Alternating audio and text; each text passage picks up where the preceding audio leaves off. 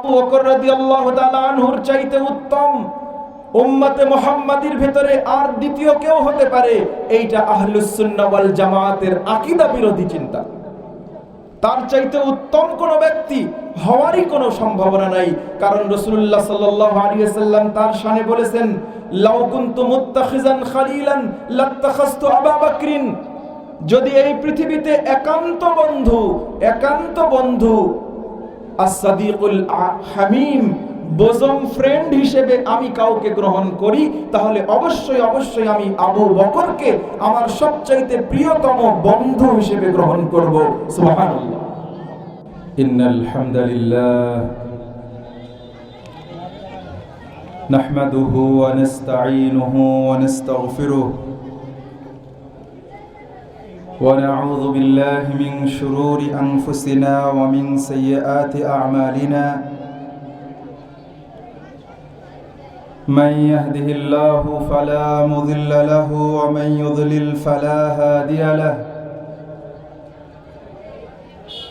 وأشهد أن لا إله إلا الله وحده لا شريك له وأشهد أن محمدًا عبده ورسوله صلى الله عليه وعلى آله وأصحابه وبارك وسلم. أعوذ بالله من الشيطان الرجيم. بسم الله الرحمن الرحيم. إن الدين عند الله الإسلام. وقال أيضا والسابقون الأولون من المهاجرين والأنصار الذين اتبعوهم بإحسان رضي الله عنهم ورضوا عنه. وقال تعالى أيضا إذ هما في الغار إذ يقول لصاحبه لا تحزن إن الله معنا. وجاء في سنة نبينا صلى الله عليه وسلم عن ابن مسعود رضي الله عنه قال قال رسول الله صلى الله عليه وسلم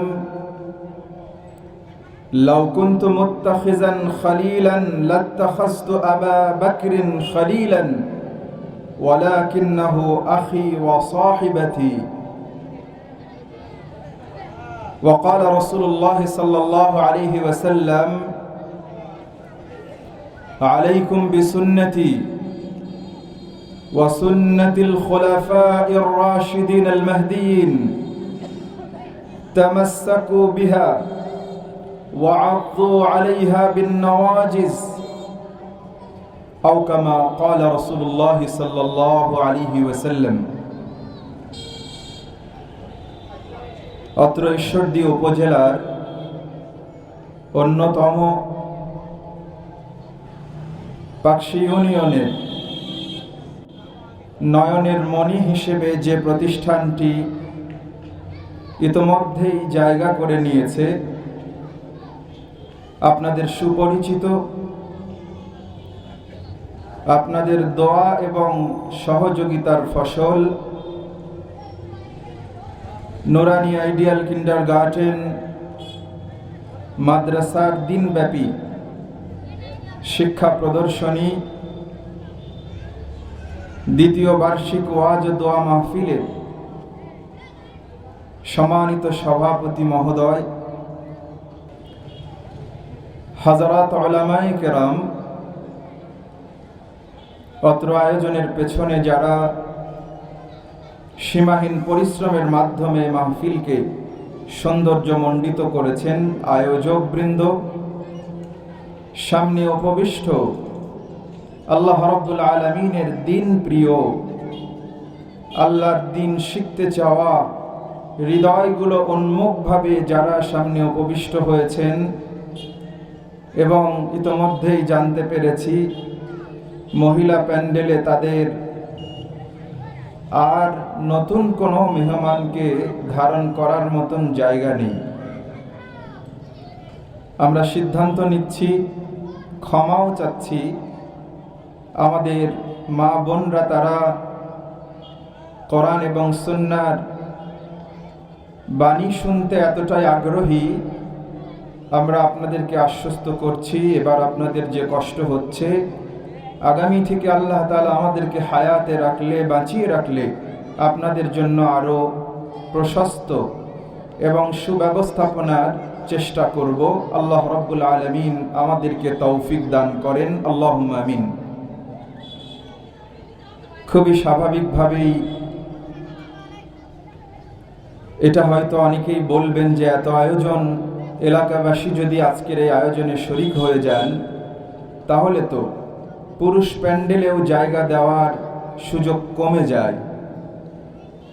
আশা করছি অনেকেই হয়তো রাতের খাবার খেয়ে একটু প্রস্তুতি নিয়ে একবারে প্রধান আলোচকের আলোচনা শোনার জন্য আসবেন। আল্লাহ রাব্বুল আলামিন আমাদের ভাইদেরকে কবুল করেন, সকলেই বলছি আমিন। আমি আপনাদের সন্তান, ছোট অথবা বড় ভাই, স্বাভাবিকভাবেই বলতে হয় বলে বলা। তবে আজকে সিদ্ধান্ত নিয়েছি, আমি তো ঠান্ডা মানুষ, চিল্লা চেঁচামেচি করতে পারিও না, অভ্যাসও নেই। তবে মনে করেছি আজকে ইসলামের রাজনীতির বিষয় গল্প করে আপনাদেরকে শোনাব। বাংলাদেশে প্রচলিত, প্রসিদ্ধ এবং অপ্রসিদ্ধ অসংখ্য ইসলামিক দল রয়েছেন, যারা প্রত্যেকেই খোলাফায়ে রাশিদিন তথা নবীজির ইন্তেকালের পরে যে চার খলিফা, সিদ্দিকে আকবর আবু বকর রাদিয়াল্লাহু আনহু, ওমর রাদিয়াল্লাহু তাআলা আনহু, হযরতে ওসমান এবং আলী রিদওয়ানুল্লাহি তাআলা আলাইহিম আজমাইন, আমরা সকলেই স্লোগান দেই যে আমরা খোলাফায়ে রাশিদিনদের শাসন ব্যবস্থা কায়েম করতে চাই। আমার মনে হয়েছে আগামীর বাংলাদেশ ইসলামের বাংলাদেশ, আগামীর বাংলাদেশ সৎ, আমানতদার এবং যোগ্য ব্যক্তিত্বদের নেতৃত্ব দেওয়ার বাংলাদেশ। অতএব এই নতুন স্বপ্ন দেখা বাংলাদেশে খোলাফায়ে রাশিদিনদের সময়ের যে ইতিহাস কোরআন এবং সুন্নাহর পাতায় রয়ে গেছে, তার থেকে দু একটি দৃষ্টান্ত আমি উপস্থাপন করতে চাই। এজন্য সিদ্দিকে আকবর হযরত আবু বকর রাদিয়াল্লাহু তাআলা আনহু এর খেলাফতের অংশ বিশেষ আজকে আমার শ্রোতা মণ্ডলীদের জন্য উপস্থাপন করতে চাই, যেন আমরা তার এই চমৎকার বর্ণাঢ্য জীবন থেকে আমরা আমাদের প্রয়োজনীয় শিক্ষা গ্রহণ করতে পারি। আল্লাহ রাব্বুল আলামিন আমাদেরকে তৌফিক দান করেন, আল্লাহুম্মা আমিন। প্রিয় ভাইরা, আবু বকর রাদিয়াল্লাহু তাআলা আনহু, আমি একজনের কাছে জানতে চাই যে আবু বকর রাদিয়াল্লাহু তাআলা আনহুর আসল নাম কি? কেউ কি বলতে পারবেন? কেউ কি বলতে পারবেন? মাশাআল্লাহ, আমাদের একজন সাইট থেকে বলেছেন আবু বকর রাদিয়াল্লাহু তাআলা আনহুর আসল নাম কিন্তু আবু বকর না, তার আসল নাম হলো আবদুল্লাহ, আল্লাহর বান্দা। তো আল্লাহ রাব্বুল আলামিন এই ব্যক্তিকে তার এমনই একটা বান্দা হিসেবে নির্বাচন করেছেন, যেই বান্দাটির ব্যাপারে স্বয়ং রব্বুল আলামিন কোরআনুল কারীমের অনেকগুলো আয়াত অবতীর্ণ করেছেন। সুবহানাল্লাহ। অনেকগুলো তো বলা যাবে না, আপনারা যেটা জানেন, সিদ্দিকে আকবর রাদিয়াল্লাহু তাআলা আনহু নবীজির হিজরতের সাথী ছিলেন। মুসলমানদেরকে যখন মক্কা মুকাররমায় নির্যাতনের চরম স্টিম রোলার চালাতে থাকলো, মক্কার কাফির এবং মুশরিকগণ আল্লাহ রাব্বুল আলামিন প্রথমে আবিসিনিয়াতে, ইথিওপিয়াতে তাদেরকে হিজরতের অনুমতি দিলেন।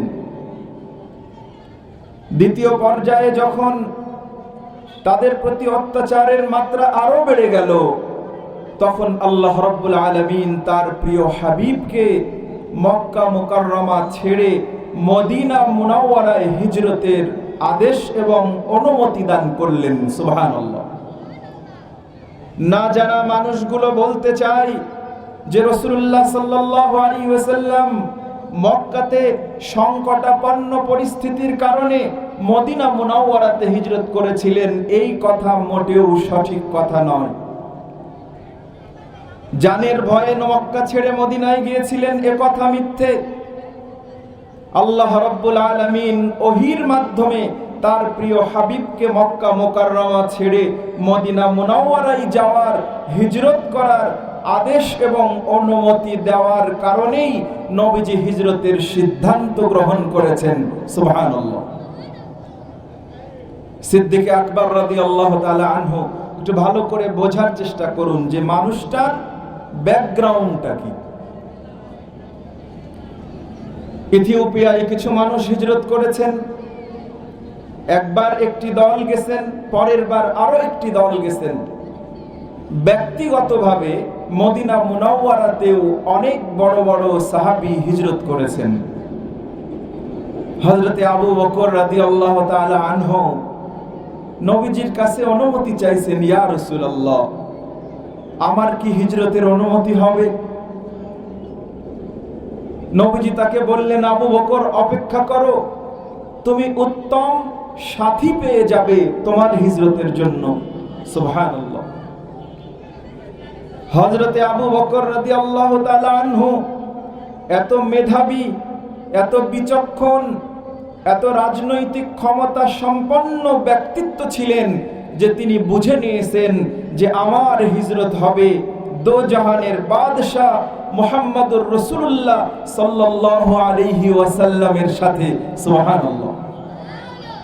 নবীজি তাকে আদেশ দেননি, নির্দেশনা দেননি। দুইটা অত্যন্ত মূল্যবান, দামি, তরতাজা উট ক্রয় করেছেন, তাদেরকে খাইয়ে লালন পালন করে হিজরতের জন্য রেডি রেখেছেন। একদিন দুদিন আগে না, 4-4টি মাস আগে থেকে নবীজির সঙ্গে তিনি বুঝতে পেরেছেন হিজরত হবে। হিজরতের বাহন হিসেবে দুইটা উটকে তিনি ক্রয় করে লালন পালনের ব্যবস্থা করেছেন।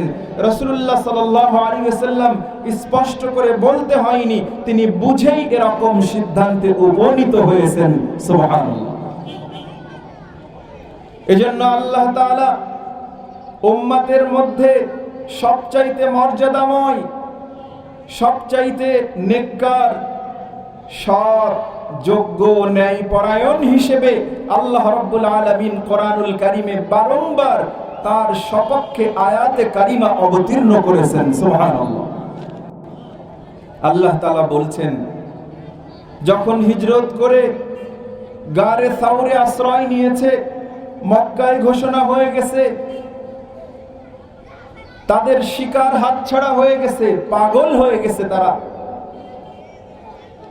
মক্কায় তারা উপর পুরস্কার ঘোষণা করেছে, যদি কেউ মুহাম্মদুর রাসূলুল্লাহ সাল্লাল্লাহু আলাইহি ওয়াসাল্লাম এবং তার সঙ্গীকে জীবিত অথবা মৃত অবস্থায় তাদের মাথা হাজির করতে পারে, তাহলে তৎকালীন সময়ের সবচাইতে মূল্যবান উট, লাল উট, আজকের দিনে যদি আমরা মনে করি সেগুলো হলো ল্যান্ড ক্রুজার, ল্যান্ড রোভার, ভালো ভালো দামি গাড়িগুলোর সঙ্গে যদি তুলনা করি, তাহলে সেটা 100টি উট পুরস্কার দেওয়া হবে যদি নবীজিকে এবং আবু বকরকে জীবিত অথবা মৃত অবস্থায় ধরে কুরাইশদের হাতে কেউ সুপর্দ করতে পারে।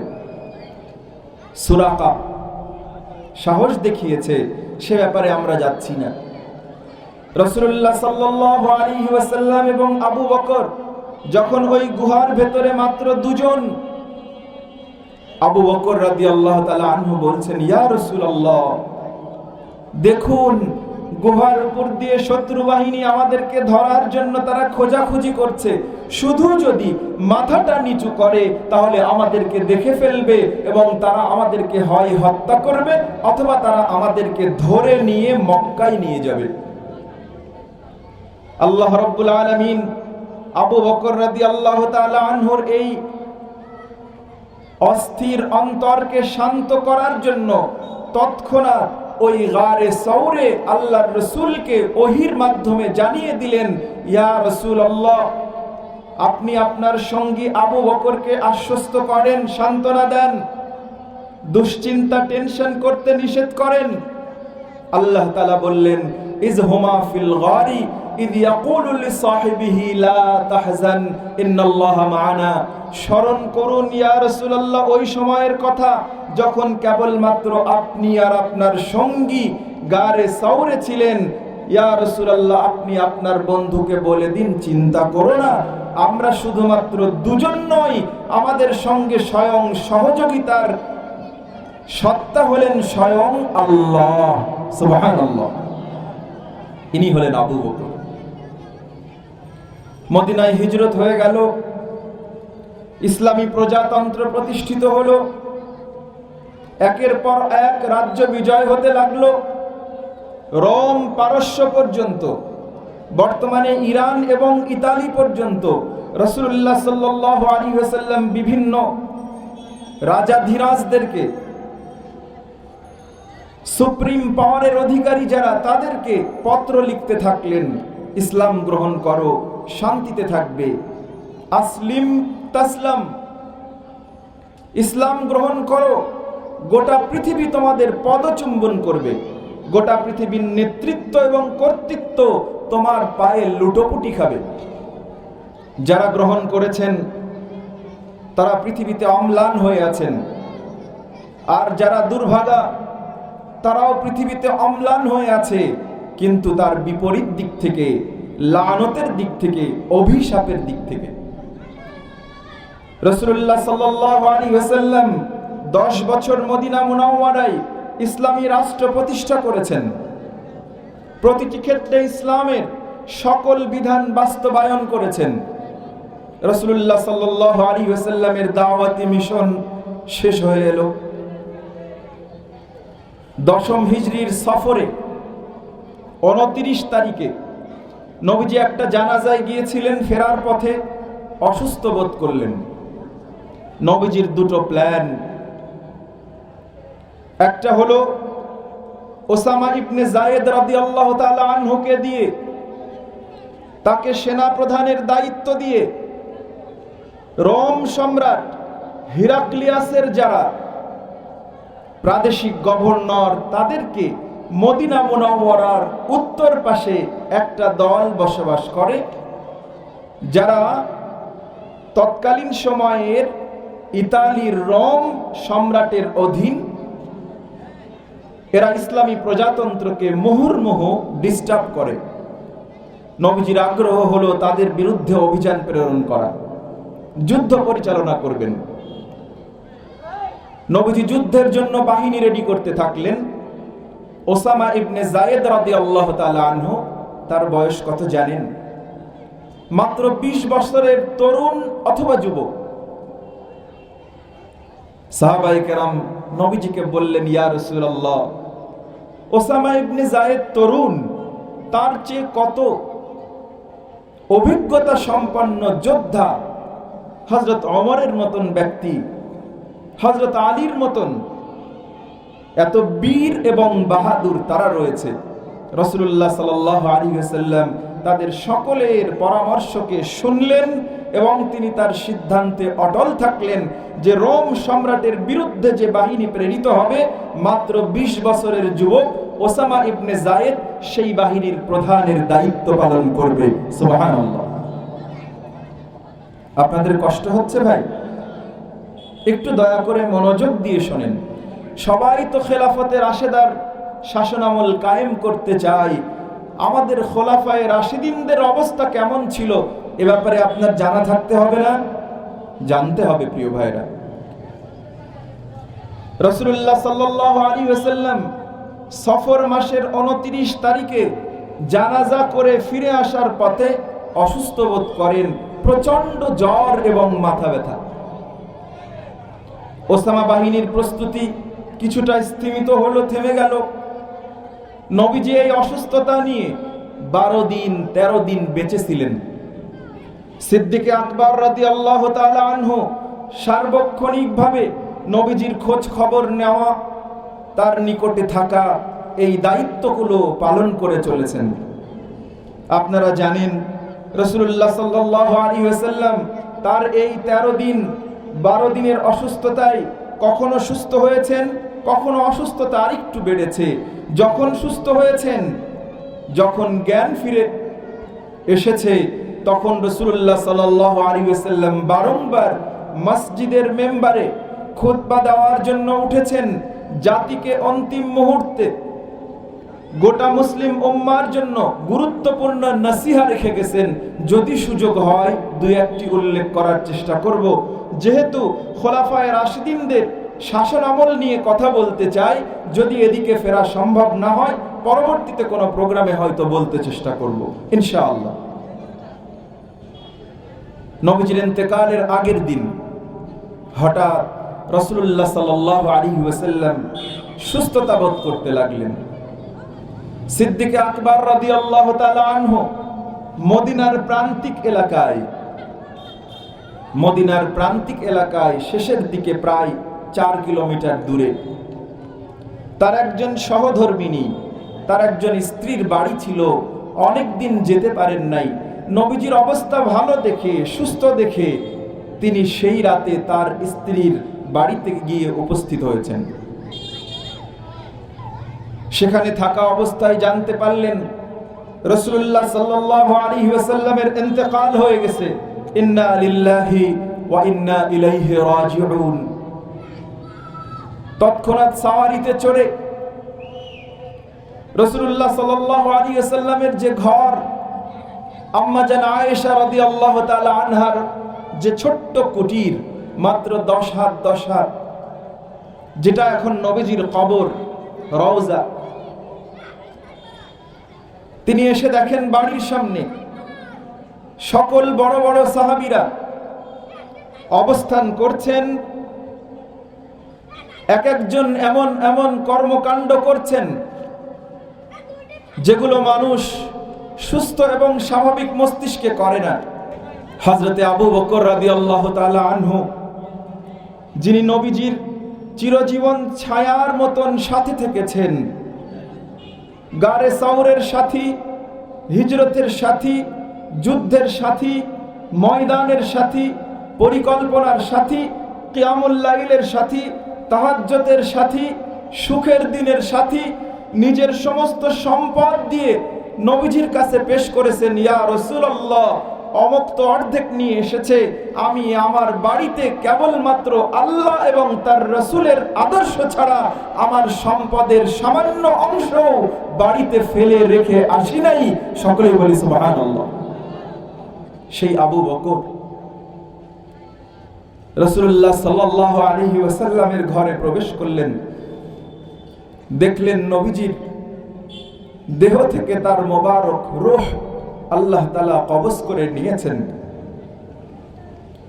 নবীজির মোবারক কপালে চুমু খেলেন। আমাদের সমাজে কথা আছে না যে লাশকে নাকি ছুঁয়ে দেখতে হয় না। অনেকেই বলে যে কন্যা সন্তানদের নাকি লাশ দেখতে দেওয়া হয় না। মিথ্যে কথা। হযরতে আবু বকর রাদিয়াল্লাহু তাআলা আনহু নবীজির ইন্তেকালের পরে তার মোবারক কপালে চুমু খেয়েছেন, তার জন্য দোয়া করেছেন। ইয়েমেনি ডোরাকাটা চাদর দিয়ে নবীজিকে সুন্দর করে আবৃত করেছেন, ঢেকে দিয়েছেন। বাইরে পরিস্থিতি দেখে গেছেন, ভয়াবহ অবস্থা।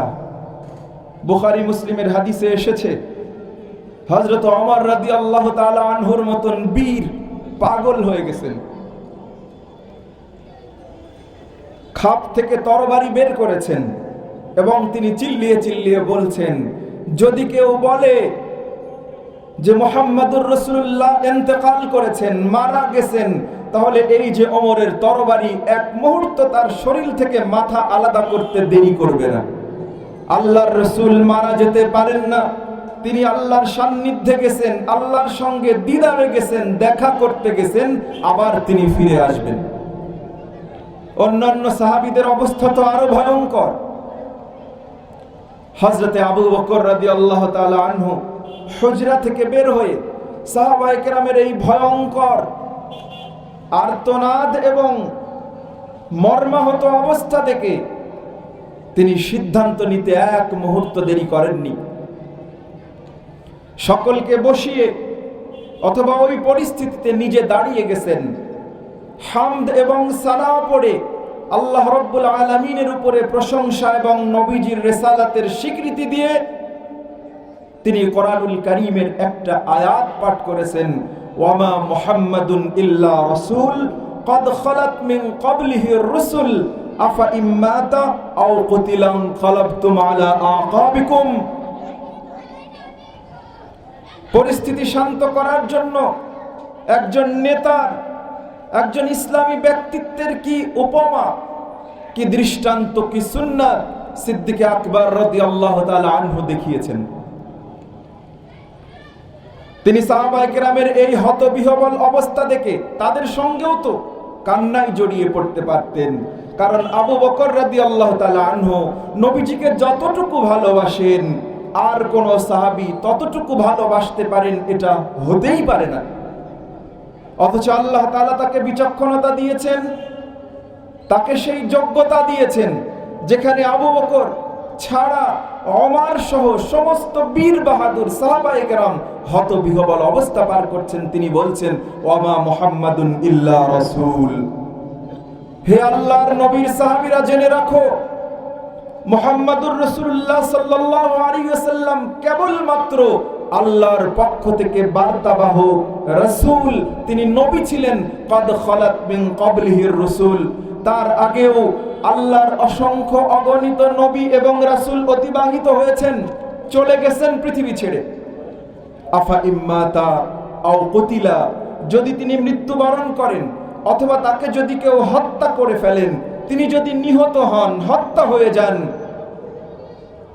আইন ক্বালাবতুম আলা আকাবিকুম, তোমরা কি তোমাদের আগের ধর্মে চলে যাবে, ইসলাম বাদ দিয়ে দেবে, ইসলাম থেকে তোমরা মুখ ফিরিয়ে নেবে?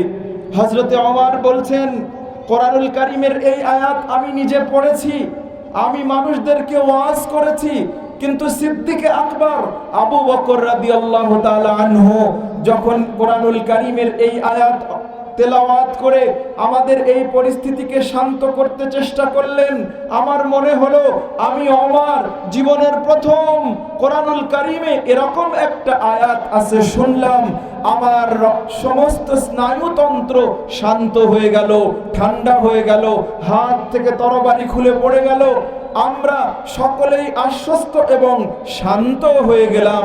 নবীজির ইন্তেকাল হয়েছে, তার দাফন লাগবে, তার গোসল লাগবে, এগুলো আমাদের মোটেও হুঁশে ছিল না। আবু বকর রাদিয়াল্লাহু তাআলা আনহু যখন আমাদেরকে আশ্বস্ত করলেন, তখন আমরা সকলেই শান্ত হয়ে গেলাম। সকলেই বলি সুবহানাল্লাহ। ইনি হলেন আবু বকর। ছোট কোনো বিষয় নয়। রাসূলুল্লাহ সাল্লাল্লাহু আলাইহি ওয়াসাল্লাম ইন্তেকাল করেছেন, ওই মাসনাদের দায়িত্বপ্রাপ্ত যিনি হবেন, আপনারা জানেন আধুনিক বৈজ্ঞানিক নিয়মেও রাষ্ট্র ব্যবস্থাতেও কখনোই রাষ্ট্রপ্রধানের এই পদ এক সেকেন্ডের জন্য খালি রাখা যায় না। অন্যান্য পদও, চাই সেটা টিওনো হোক, ডিসি হোক, এসপি হোক, প্রয়োজনে ভারপ্রাপ্ত অথবা অস্থায়ী দায়িত্বশীল কাউকে না কাউকে রেখে যেতে হয়। এটা মানুষ কোথা থেকে শিখেছে? এইটা রাসূলুল্লাহ সাল্লাল্লাহু আলাইহি ওয়াসাল্লামের সুন্নাত থেকে আমাদেরকে পৃথিবীতে আবির্ভূত হয়েছে যে সুন্নাত সম্মত সিস্টেম হলো রাষ্ট্রপ্রধান প্রশাসকের এই পদ এক মুহূর্ত বিচ্যুত হতে পারে না, স্থগিত থাকতে পারে না, বন্ধ হওয়া যায় না। পরবর্তী খলিফা কে নির্বাচিত হবে? নবীজিকে কবর দেওয়ার আগেই তো পরবর্তী খলিফা নির্বাচিত হতে হবে। আপনারা জানেন মক্কা থেকে যারা মদিনায় হিজরত করেছিলেন, তারা ছিলেন মুহাজির। আর মদিনা মুনাওয়ারায় এই মুহাজির ভাইদেরকে যারা সহযোগিতা করে আপন ভাইয়ের মতন কাছে টেনে নিয়েছিলেন তারা হলেন আনসার। মুহাজির এবং আনসারদের মধ্যে কে খলিফা হতে পারে সেইটা নিয়ে কথোপকথন শুরু হলো। সিদ্দিকে আকবর রাদিয়াল্লাহু তাআলা আনহু মক্কা থেকে হিজরত করা মুহাজির মানুষ, ইমিগ্রান্ট, কাজেই স্থানীয়রা হলেন আনসার। কেউ বলতে লাগলো মুহাজিরদের মধ্যে থেকে খলিফা হবে, কেউ বলতে লাগলেন আনসাররা হলেন মদিনার মৌলিক আসল অধিবাসী, তাদের মধ্যে থেকে একজন খলিফা হতে হবে। সিদ্দিকে আকবর রাদিয়াল্লাহু তাআলা আনহু দাঁড়িয়ে গেলেন এবং আনসারদের পক্ষে, মদিনার স্থায়ী অধিবাসীদের পক্ষে কোরআনুল কারিমে যতগুলো আনসারদের সপক্ষে আয়াত আছে সবগুলো আয়াত পড়লেন। বিভিন্ন সময় আনসারীদের সপক্ষে নবীজি যত মর্যাদাপূর্ণ হাদিসগুলো উল্লেখ করেছেন সবগুলো আনসারীদের পক্ষে বললেন।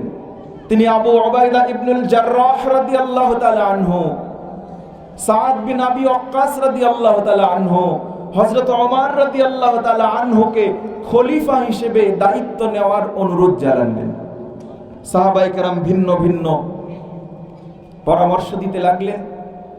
এখানে ইসলামী খেলাফতের অন্যতম দিক হলো নবীজি বলেছেন লা তাসআলিল ইমারা, নেতৃত্ব চেয়ে নেওয়ার জিনিস না। আজকে আমরা বর্তমান সময়ে দেখতে পাই নেতৃত্বের জন্য মানুষ কত আকাঙ্ক্ষী, কত অর্থ, কত লোকবল, কত বাহুবল, কত জনবল তারা প্রদর্শন করে, কত প্রভাব প্রতিপত্তি বিস্তার করে নেতৃত্বের মসনদে বসার জন্য। সিদ্দিকে আকবরের সুন্নাত দেখুন, মসনদে বসার জন্য নয়, আনসারদের মধ্যে থেকে কেউ নেতৃত্বে আসুক, মুহাজিরদের মধ্য থেকে কেউ নেতৃত্বে আসুক, বারংবার তিনি তাগাদা দিতে লাগলেন অন্য কেউ আমি ছাড়া যে কেউ দায়িত্ব গ্রহণ করবে আমি আশ্বাস দিচ্ছি তার যথাযথ আনুগত্য আমি করব। তাহলে প্রিয় ভাইরা, নেতৃত্বের বড় বিষয় হলো নবীজি বলেছেন তোমরা ইমারা চেয়ে নিও না, দায়িত্ব চেয়ে নিও না, দায়িত্ব আল্লাহর পক্ষ থেকে আসে।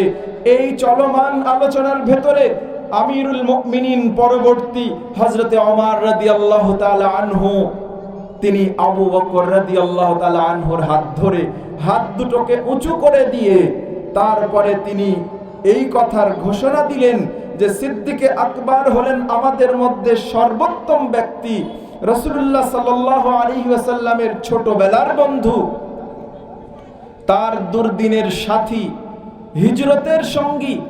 আল্লাহ রাব্বুল আলামিন যার শানে কোরআনুল কারীমের অনেকগুলো আয়াতে কারিমা অবতীর্ণ করেছেন, রাসূলুল্লাহ সাল্লাল্লাহু আলাইহি ওয়াসাল্লামের শ্বশুর, এইগুলো উল্লেখ করে হযরত ওমর রাদিয়াল্লাহু তাআলা আনহু বললেন যে আমি আবু বকর রাদিয়াল্লাহু তাআলা আনহুকে খলিফা হিসেবে স্বীকৃতি দিলাম।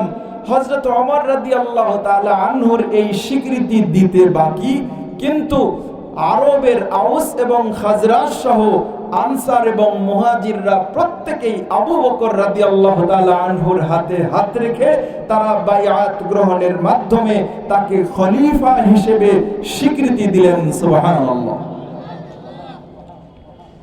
তিনি খলিফাতু রাসূলিল্লাহ, আল্লাহর রাসূলের খলিফা, আল্লাহর রাসূল সাল্লাল্লাহু আলাইহি ওয়াসাল্লামের খলিফার দায়িত্ব গ্রহণ করলেন।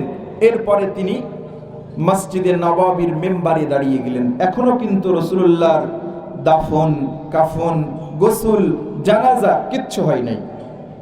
কারণ খেলাফতের এই মসনদ, প্রশাসকের এই জায়গাটা শূন্য রাখা যাবে না। খলিফাতুল মুসলিমিন হিসেবে সিদ্দিকে আকবর রাদিয়াল্লাহু তাআলা আনহু তিনি শপথ গ্রহণ করে ছোট্ট একটা খুতবা দিলেন।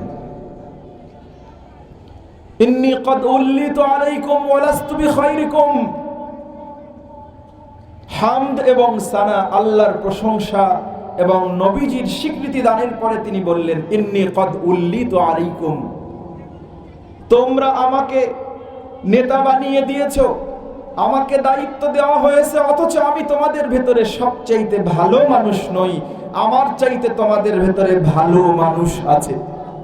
সুবহানাল্লাহ বলবেন না?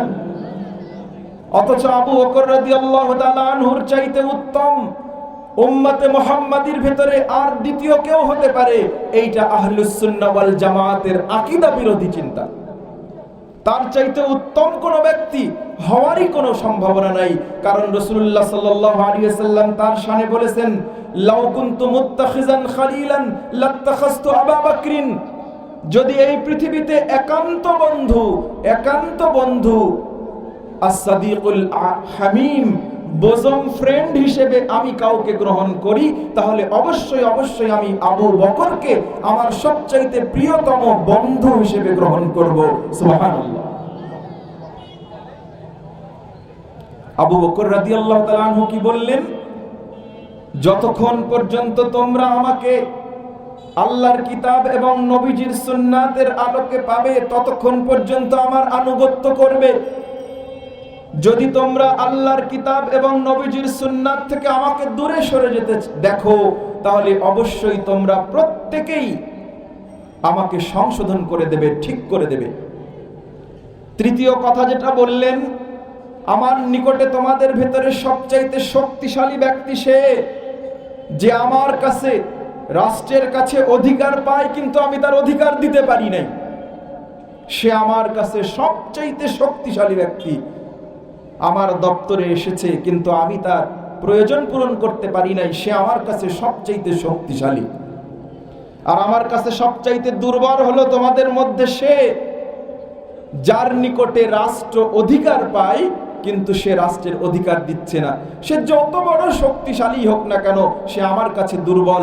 আমি তার থেকে জনগণের অধিকার আদায় করে দরিদ্রদেরকে সেই অধিকার ফিরিয়ে দেব, এইটা হচ্ছে আমার অঙ্গীকার। সুবহানাল্লাহ। তাহলে শাসকদের ভেতরে এই গুণগুলো থাকতে হবে না? যদি জনগণ এ ব্যাপারে সচেতন না হয়, তাহলে আপনার শাসকের কাছে আপনার প্রত্যাশা কি, এইটা কি আপনি জানবেন? মসজিদগুলোতে, মেম্বারগুলোতে, শিক্ষা প্রতিষ্ঠানগুলোতে, ময়দানের মাহফিলগুলোতে, সেমিনার সিম্পোজিয়ামে খোলাফায়ে রাশিদিনদের নিয়ে উল্লেখযোগ্য কোনো আলোচনা হয় না। আমি জানি যে এর চাইতে নামাজ, রোজা, হজ, যাকাতের কথা বললে হয়তো আপনাদের আমল সংক্রান্ত লাভ হবে। এই আলোচনাগুলো তো প্রত্যেক জুমাতে, খুতবাতে, মসজিদগুলোতে, মাহফিলগুলোতে হচ্ছে। মনে করলাম একটু খোলাফায়ে রাশিদিনদের ব্যাপারে কথা বলি। রাসূলুল্লাহ সাল্লাল্লাহু আলাইহি ওয়াসাল্লামের জানাজা হলো, দাফন হলো, এখনো শোকাহত অবস্থা কাটে নাই। ইসলাম কোনো ব্যক্তি মৃত্যুবরণ করার পরে ওই পরিবারের একান্ত সদস্যদের 3 দিন শোক পালনের অনুমতি দিয়েছে। কারণ আমাদের আপনার স্রষ্টা রব্বুল আলামিন আমাদের অন্তরের অবস্থা জানেন। যে বাড়িতে বাবা মারা যায়, সেই পরিবারের সন্তানের মনের যে অবস্থা হয়, ওই সন্তান ছাড়া অন্য কারো পক্ষে তা অনুভব করা সম্ভব নয়।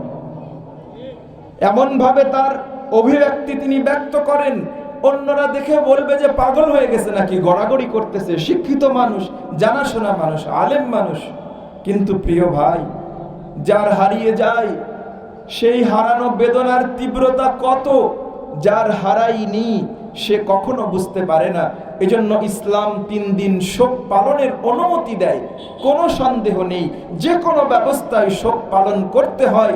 আর প্রতিবেশী এবং আত্মীয়দের দায়িত্ব হলো ওই বাড়িতে ন্যূনতম 3 দিন খাদ্য, পানীয়, তাদের সমস্ত মৌলিক চাহিদা পূরণের ব্যবস্থাপনা করা। আপনারাও করবেন ইনশাআল্লাহ। পৃথিবীতে আমরা আধুনিকতার দাবি করি, অথচ বিশৃঙ্খলে ভরে গেছে আমাদের সমাজের প্রতিটা অংশ। রাস্তায় বিশৃঙ্খলা, সমাজে বিশৃঙ্খলা, ছোট এবং বড় কোনো তারতম্য নেই। সম্মান, শ্রদ্ধা এবং স্নেহ মমতার যে শৃঙ্খলা ছিল আজ থেকে 2 যুগ আগে অথবা 20 বছর আগে, আজকে সেটা নাই। সিদ্দিকে আকবরের শৃঙ্খলার গল্প শুনুন। সিদ্দিকে আকবরের সময় জাকাতের মাধ্যমে সমস্ত জায়গা থেকে অর্থ উত্তোলিত হয়েছে, প্রাণী উত্তোলিত হয়েছে। জাকাতের উট, জাকাতের গরু, জাকাতের ছাগল।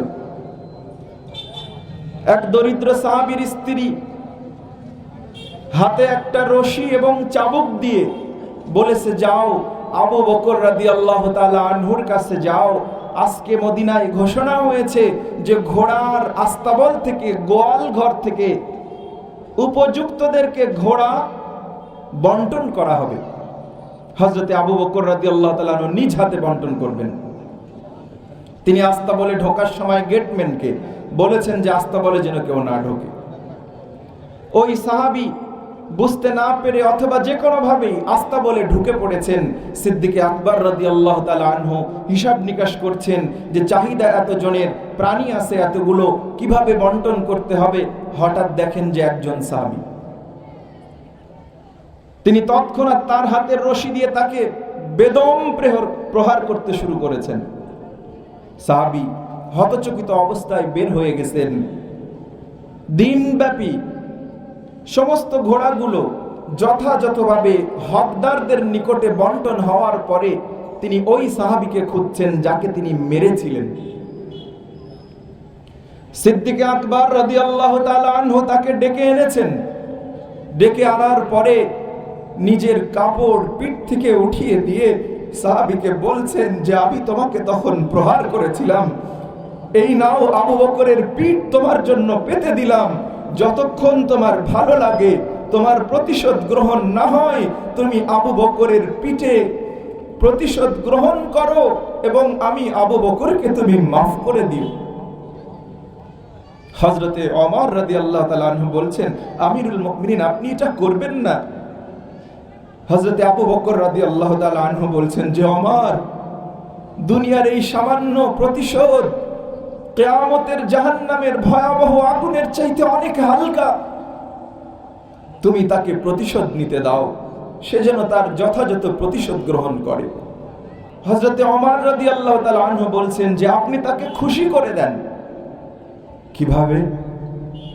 আপনি তাকে অতিরিক্ত হাদিয়া দেন, উপহার উপঢৌকন দেন।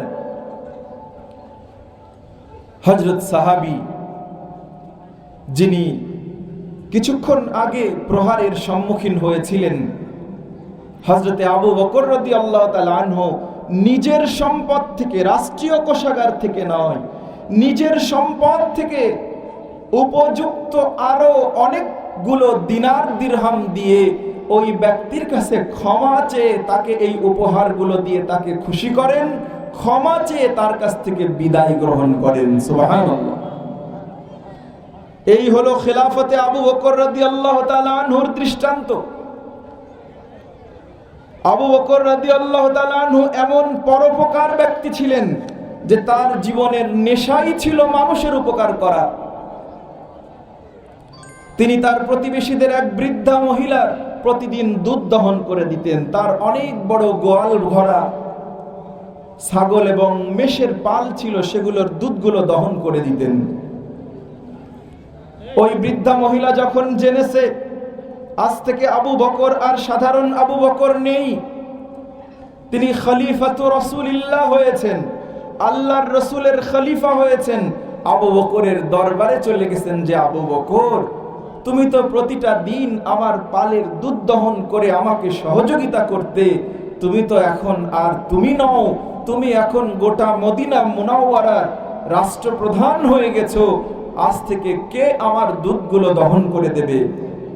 হযরতে আবু বকর ওই বৃদ্ধা মহিলাকে বলছেন, তুমি চিন্তা করো না, আমি খেলাফতের পূর্বে যেই দায়িত্বগুলো পালন করতাম, ইসলামী খেলাফতের দায়িত্ব গ্রহণ করার কারণে আমার পূর্বের অভ্যাস আমি পরিত্যাগ করতে রাজি নাই। আবু বকর রাদিয়াল্লাহু তাআলা আনহু টানা ৬টি মাস খেলাফতের দায়িত্বের পরেও ওই বৃদ্ধার দুধগুলো, পালের ছাগল এবং মেষের দুধগুলো দহন করে নিজ হাতে তাকে প্রস্তুত করে দিতেন। সুবহানাল্লাহ। কেমন সেবক ছিলেন তারা! খুব বেশি বিস্তারিত বলার সুযোগ নেই। হযরতে ওমর রাদিয়াল্লাহু তাআলা আনহু লক্ষ্য করতেন মদিনার প্রান্তিক এলাকায় মদিনা থেকে প্রায় 4 কিলোমিটার দূরে এক বৃদ্ধা এবং অন্ধ মহিলা, তার নিকটতম কেউ নেই পৃথিবীতে। তার এরকম কিছু পশু প্রাণী ছিল। হযরতে ওমর চিন্তা করতেন, প্রতিদিন বিকেল বেলা আমি যদি ওই মহিলার পশু প্রাণীগুলোর যত্ন নেই, পানি খাইয়ে যদি তাদেরকে গোয়ালে বেঁধে রেখে আসি, তাহলে মহিলার উপকার হয়। তিনি যখন থেকে এই চিন্তা করেছেন, বিকেল বেলা গিয়ে দেখেন হযরত ওমর রাদিয়াল্লাহু তাআলা আনহু যাওয়ার আগেই কে যেন ওই প্রাণীগুলোর যত্ন করে সুন্দর করে পরিপাটি করে চলে এসেছেন। একদিন গেলেন, দেখলেন আগেই কেউ সেরে গেছেন। পরের দিন গেলেন, দেখেন কেউ আগেই কাজগুলো সমাধা করে গেছেন। হযরতে ওমর চিন্তা করলেন, এই ব্যক্তি কে, আমাকে দেখতে হবে। তিনি সেদিন কাজের জন্য না গিয়ে রাস্তায় ওট পেতে বসে আছেন, কে রে? বৃদ্ধা মহিলার গোয়াল পরিষ্কার করে দেয়, প্রাণীগুলোকে পান করিয়ে যায়, সুন্দর গুছিয়ে পরিপাটি করে রেখে যায়। তিনি ওট পেতে বসে আছেন, অপেক্ষা করছেন যে আজকে আমি দেখব এই মর্যাদাময় কাজটি কে আঞ্জাম দেয়। তিনি অপেক্ষা করছেন। এক সময় দেখতে পেলেন ওই মদিনা মুনাওয়ারার প্রান্তিক এলাকায় কয়েক কিলোমিটার দূরে ওই মহিলার আস্তাবলের পালের যত্ন নেওয়ার জন্য, পরিষ্কার পরিচ্ছন্ন করার জন্য আর কেউ যায় না। তিনি হলেন গোটা পৃথিবীর অর্ধজাহানের খলিফা, খলিফাতু রাসূলিল্লাহ, খলিফাতুল মুসলিমিন আবু বকর রাদিয়াল্লাহু তাআলা আনহু। সুবহানাল্লাহ। প্রিয় ভাইরা, রাষ্ট্রপ্রধান তো দূরে থাক, মন্ত্রী, আমলা, ইউপি চেয়ারম্যান, ওয়ার্ড মেম্বার যদি কেউ নির্বাচিত হয়, আমরা তাদের কাছে স্বাভাবিক গতিতে যাওয়া কঠিন হয়ে যায়। আর যদি রাজনৈতিক নেতৃবৃন্দ আর একটু ক্ষমতাধর হয়, তাহলে তো কথাই নেই। হযরতে আবু বকর রাদিয়াল্লাহু তাআলা আনহুর কথা শুনেন। হযরতে আবু বকর রাদিয়াল্লাহু তাআলা আনহু রাষ্ট্রপ্রধানের দায়িত্ব নেওয়ার পরেও তিনি নিজ পরিবারের জীবিকা উপার্জনের জন্য বাজারে যে মাথায় করে কাপড় চোপড়ের পুটলি বেঁধে বেচতে যেতেন। খলিফা হয়েছেন, যতটুকু সময় আছে মানুষের মধ্যে দায়িত্ব পালন করে বাজারের সময় হলে একটা অংশে মাথায় গাট্টি বস্কা নিয়ে ব্যবসা করতে যান। হযরত ওমর রাদিয়াল্লাহু তাআলা আনহু, হযরত আবু ওয়াক্কাস রাদিয়াল্লাহু তাআলা আনহু, তারা বলছেন, আমিরুল মুমিনিন কোথায় যাচ্ছেন? কেন? আমি যদি বাজারে ব্যবসা না করি, তাহলে আমার পরিবারের সদস্যদেরকে খাওয়াবো পরাবো কি? তার জন্য মাথায় কাপড় চোপড়ের গাট্টি বস্কা নিয়ে বাজারে ব্যবসার জন্য যাচ্ছি। আমিরুল মুমিনিন, আপনি যদি নিজ কাজে ব্যবসা বাণিজ্যের জন্য বাজারে যান, তাহলে রাষ্ট্রীয় দায়িত্বকে পালন করবে। তখন হযরত ওমর এবং বড় বড় সাহাবায়ে কেরাম পরামর্শ ভিত্তিতে রাষ্ট্র থেকে, রাষ্ট্রীয় কোষাগার থেকে সর্বপ্রথম আমিরুল মুমিনিনের জন্য বেতন ভাতার ব্যবস্থা করা হয়। সুবহানাল্লাহ। কি কি দেওয়া হয়? একটা ছাগল অথবা ভেড়া অথবা দুম্বা অথবা মেষ, তার মাথার অংশ, পায়ের অংশ, ভুঁড়ির অংশ বাদ দিয়ে যে অবশিষ্ট অংশ থাকে, প্রতিদিন তাকে এতটুকু দেওয়া হবে। আর মাসে বাৎসরিকভাবে তাকে 110 দিরহাম পরিমাণ তার জন্য সম্মানীর ভাতা নির্ধারণ করা হয়। অঙ্কটা হয়তো একটু কম বেশি হতে পারে, আগে পড়া। আমিরুল মুমিনিন চলতে থাকলেন। বেশ কিছুদিন অতিবাহিত হয়ে যাওয়ার পরে হঠাৎ দেখা গেল যে আবু বকর আবার ব্যবসা শুরু করেছেন। সেদিন হযরতে আলী এবং আমিরুল মুমিনিন পরবর্তী ওমর রাদিয়াল্লাহু তাআলা আনহু, তারা বলছেন, আমিরুল মুমিনিন কোথায় যাচ্ছেন? আপনার দরবারে মানুষ এসে বসে আছে, তারা বিচার কার্যের জন্য। আপনাকে দরবারে না পেয়ে বাজারে খুঁজতে এসেছে, আমরাও তাদের সাথে বাজারে এসেছি। আমিরুল মুমিনিন, এখন থেকে আপনি আর ব্যক্তিগত কাজ করতে পারবেন না, কারণ পুরোটা সময় রাষ্ট্রের উন্নয়নে আপনাকে সময় দিতে হবে। আমিরুল মুমিনিনের বেতন ভাতা বাড়িয়ে দেওয়া হলো, আর একটা প্রাণীর যেই অংশ, মাথা, পা এবং পেটের অংশে যা দেওয়া হতো না সেগুলো বাড়িয়ে দেওয়া হলো। এরপর থেকে সিদ্দিকে আকবর রাদিয়াল্লাহু তাআলা আনহু বেঁচে থাকা অবধি নিজের ব্যক্তিগত ব্যবসা বাণিজ্য এগুলো বন্ধ করে দিয়ে শতভাগ রাষ্ট্রের উন্নয়নের জন্য তিনি কাজ করতে লাগলেন। সুবহানাল্লাহ। আপনারা কি জানেন যে আমেরিকাতে, সুইজারল্যান্ডে যারা মেয়র নির্বাচিত হয়, রাষ্ট্রীয় দায়িত্বপ্রাপ্ত হয়, তাদের শাসন ক্ষমতা গ্রহণের পরপর 2 বছর ব্যক্তিগত সমস্ত রকমের ব্যবসা বাণিজ্য সবকিছু স্টপ করে দিতে হয়। কোথা থেকে এসেছে এগুলো? এগুলো 1500 বছর আগে আপনার আমার নবী এবং তার হাতে গড়ে যাওয়া খোলাফায়ে রাশিদিন এই সুন্নাত পৃথিবীবাসীর জন্য শৃঙ্খলা, শান্তি, খেলাফত, নিরাপত্তা এগুলোর জন্য তারা আমাদেরকে শিখিয়ে গেছেন। যাই হোক, যেই কথাটা বলা দরকার বলে মনে করছি যে আবু বকর রাদিয়াল্লাহু তাআলা আনহু হতবিহ্বল অবস্থা, নবীজির মাত্র ইন্তেকাল হয়েছে। ওই যে ওসামা ইবনে যায়েদ রাদিয়াল্লাহু তাআলা আনহু বাহিনী রেডি করছিলেন মদিনার ঠিক পাশেই।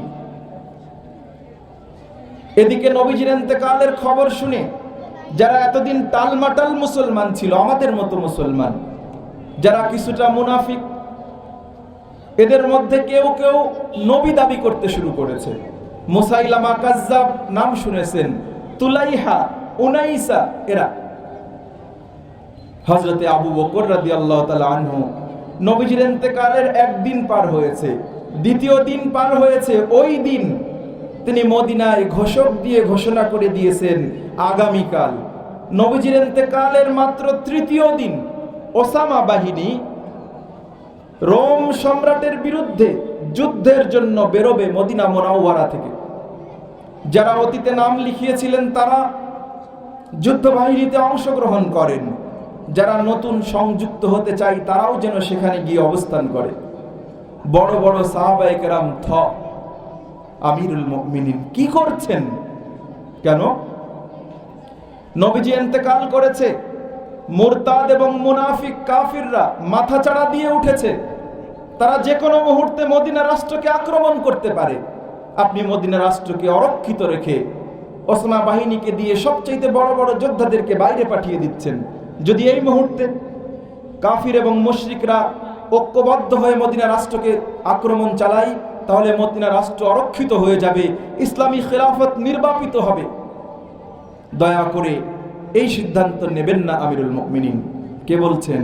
হযরত ওমর রাদিয়াল্লাহু তাআলা আনহুর মতন মানুষ, আবু উবাইদা ইবনুল জাররাহ রাদিয়াল্লাহু তাআলা আনহুর মতন মানুষ, যারা মাজলিসে শুরার সদস্য। অনেক ফিকহি মাসআলা আছে, বিস্তারিত আলোচনার সুযোগ নেই। হযরতে আবু বকর রাদিয়াল্লাহু তাআলা আনহু বললেন, এই মদিনার মাটিতে যদি কোনো হিংস্র প্রাণী আমার অস্তিত্ব বিনাশ করে দেয়, আমাকে যদি খুবলে খায়, আমার উপরে আক্রমণ চালিয়ে যদি আমার গোশতকে ছিন্ন ভিন্ন করে ফেলে, এই মদিনা মুনাওয়ারায় যদি আমি একজন ব্যতিরিকে দ্বিতীয় কেউ না থাকে, তবুও ওসামা বাহিনী, যেই বাহিনীকে রাসূলুল্লাহ সাল্লাল্লাহু আলাইহি ওয়াসাল্লাম রোমদের বিরুদ্ধে পাঠাতে চেয়েছিলেন, ওই বাহিনী আমি পাঠাবো, এইটা আমার সিদ্ধান্ত। সকলেই বলি সুবহানাল্লাহ। আপনারা তো জানেন যে ওমর রাদিয়াল্লাহু তাআলা আনহুর শাসন আমলে গোটা পৃথিবীর অর্ধেকের বেশি পরিমাণ জায়গায় ইসলাম বিস্তার লাভ করেছিল। এ কথা সত্য, কিন্তু এই শুভ সূচনা করে দিয়ে গিয়েছিলেন সিদ্দিকে আকবর আবু বকর রাদিয়াল্লাহু তাআলা আনহু।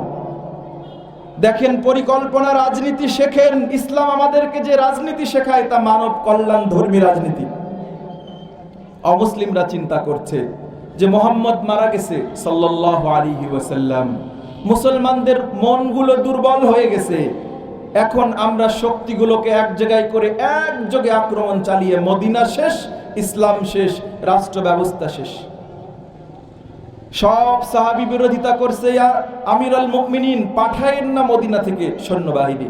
আমিরুল মুমিনিন পাঠালেন।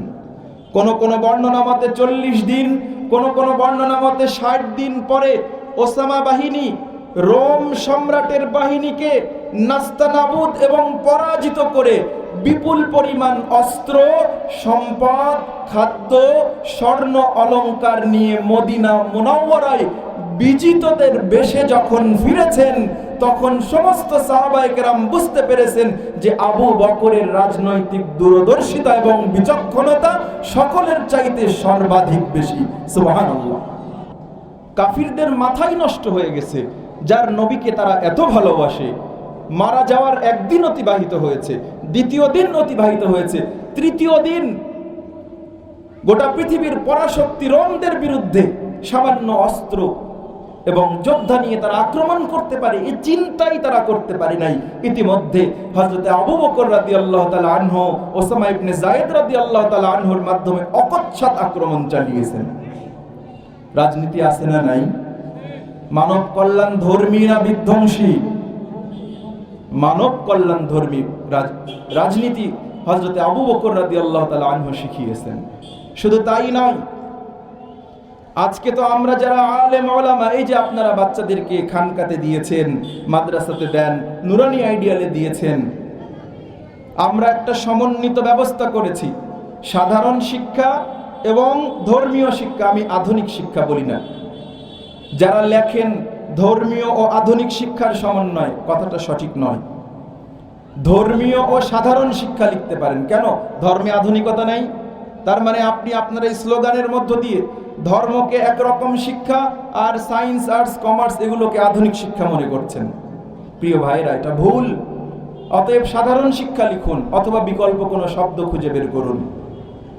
হযরতে আবু বকর রাদিয়াল্লাহু তাআলা আনহু এমন একজন আর্কিটেক্ট ছিলেন, একজন প্রযুক্তিবিদ ছিলেন, একজন ভূগোলবিদ ছিলেন।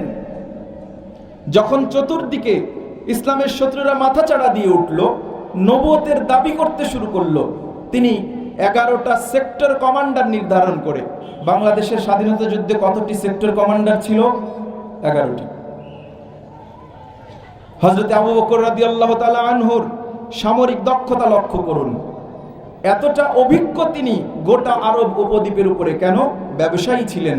এই অঞ্চলে সে অঞ্চলে ব্যবসা বাণিজ্য করেছেন, ইম্পোর্ট এক্সপোর্ট করেছেন, যার ফলে গোটা আরব উপদ্বীপের উপরে এমনটা দখল ছিল, 11টি সেক্টরে কমান্ডার নির্ধারণ করেছেন। মদিনা মুনাওয়ারা থেকে বেশ সামনে গিয়ে একটা সেন্ট্রাল কমান্ড সেন্টার তৈরি করেছেন। সেখান থেকে ছোট ছোট দলে তাদেরকে নির্দেশনা দিয়েছেন, তোমরা এখান দিয়ে ঢুকবে, ওইখানে গিয়ে ওই এলাকায় আমি চিঠি লিখে দিচ্ছি। আমি যখন আবু বকর রাদিয়াল্লাহু তাআলা আনহুর জীবনীটা পড়লাম, আমার মনে হলো যে কেন এগুলো আমরা আরো আগে পড়ি নাই। যারা আজকে হযরত উলামায়ে কেরাম এসেছেন, তাদেরকে আমি করজোর অনুরোধ করব যে আমরা খোলাফায়ে রাশিদিনদের ব্যাপারে যথাযথ ধারণা অর্জন করি। কারণ রাসূলুল্লাহ সাল্লাল্লাহু আলাইহি ওয়াসাল্লাম বলেছেন, আলাইকুম বিসুন্নতি ওয়া সুন্নাতিল খোলাফায়ের রাশিদিনাল মাহদিয়িন, হে আমার উম্মত, তোমাদের দায়িত্ব হলো আমি নবীজির মুহাম্মদ সাল্লাল্লাহু আলাইহি সাল্লামের সুন্নাতের অনুসরণ করা। আর আমার পরে খোলাফায়ে রাশিদিন আবু বকর, ওমর, ওসমান, আলী রিদওয়ানুল্লাহি তাআলা আলাইহিম আজমাইন, তাদের সমস্ত সুন্নাতগুলোর অনুসরণ করবে। কারণ তারা মাহদিয়িন, আল্লাহর পক্ষ থেকে হেদায়েত প্রাপ্ত। তাদের প্রত্যেকটি সিদ্ধান্ত যথাযথ এবং আল্লাহর সন্তুষ্টির মধ্য দিয়ে তারা গ্রহণ করেছেন। সুবহানাল্লাহ। এজন্য খোলাফায়ে রাশিদিনদের জীবন পড়া। তাহলে আবু বকর রাদিয়াল্লাহু তাআলা এমন ভাবে কমান্ডারদেরকে সেট করলেন যে তুমি এদিক দিয়ে যাবে, মুসাইলামা কাজ্জাবকে হত্যা করবে। সঙ্গে কাদেরকে নেবে? স্থানীয় ইমানদারদেরকে সাথে নেবে, তাকে হত্যা করে অমুক জায়গায় গিয়ে দাঁড়াবে। আর একজনকে পরিকল্পনা করে দিলেন, তুমি এখানে দিয়ে যাও, তুলাইহাকে হত্যা করো। স্থানীয় নেককার ইমানদারদেরকে দিয়ে তাদেরকে পরাজিত করে তার সঙ্গে গিয়ে ওই কমান্ডারের সঙ্গে যুক্ত হবে। আর প্রত্যেকটি কমান্ডারের সাথে ওই যে একটা sector commander centre, command centre খুলেছেন, সেখান থেকে সকলের সঙ্গে যোগাযোগ রাখলেন। তখন তো আর ওভার ফোন ছিল না, দূত মারফত খরচ নিতে থাকলেন। এদিকে 40 অথবা 60 দিন পরে রোম সম্রাটের বিরুদ্ধে বিজয় নিয়ে, গনিমত নিয়ে মদিনা মুনাওয়ারায় যখন ওসামা ইবনে যায়েদ রাদিয়াল্লাহু তাআলা আনহুর বাহিনী ফিরে এলেন, যেখানে যেখানে প্রয়োজন মনে করেছেন সেখানে সেখানে সৈন্যবাহিনী যোগান দিয়ে গোটা আরব উপত্যকা থেকে যে বা যারা যেভাবে ইসলামের শত্রুতার জন্য মাথা চাড়া দিয়েছিল, নবী দাবি করেছিল, মুহূর্তের ভেতরে তার রাজনৈতিক দূরদর্শিতা, ভৌগোলিক অবস্থানগত এই সকল দক্ষতাকে কাজে লাগিয়ে গোটা আরব উপদ্বীপকে ইসলামের শত্রু মুক্ত একটি চমৎকার ভূখণ্ড তিনি মুসলিম উম্মাকে উপহার দিয়েছিলেন। সুবহানাল্লাহ। হযরতে ওমরকে আর কোনো বেগ পেতে হয়নি, তিনি এসে ইসলামী প্রজাতন্ত্রগুলোকে সম্প্রসারিত করেছেন। আগামীর বাংলাদেশ একটি সুষ্ঠু, সৎ, যোগ্য, আমানতদার, জনগণ এর বান্ধব, জন এবং গণবান্ধব রাষ্ট্র ব্যবস্থার মধ্য দিয়ে বাংলাদেশ যে একটা দীর্ঘ দুর্দিন পাড়ি দিয়েছে, সেই অমানিসা দূর করে একটি আলোকোজ্জ্বল বাংলাদেশ আমাদের সকলের সহযোগিতায় গড়ার তৌফিক দান করেন এবং খোলাফায়ে রাশিদিনদের অনবদ্য সিরাত থেকে আমাদেরকে শিক্ষা গ্রহণ করে তা বাস্তবায়নের মাধ্যমে দুনিয়ার সুখ শান্তি, সাফল্য প্রতিষ্ঠা এবং আখিরাতে আমাদের অনন্তকালের জন্য জান্নাতুল ফেরদাউসের মেহমান হওয়ার তৌফিক দান করেন। আল্লাহ রাব্বুল আলামিন আমাদের অগোছালো আলোচনাগুলোকে কবুল করেন, ভালোগুলোকে শিক্ষা গ্রহণ করে আমলে বাস্তবায়ন করার তৌফিক দান করেন। আল্লাহুম্মা আমিন। সুবহানাকাল্লাহুম্মা ওয়া বিহামদিকা আশহাদু আল্লা ইলাহা ইল্লা আনতা আস্তাগফিরুকা ওয়া আতুবু ইলাইক। ওয়াসসালামু আলাইকুম ওয়া রাহমাতুল্লাহি ওয়া বারাকাতুহু।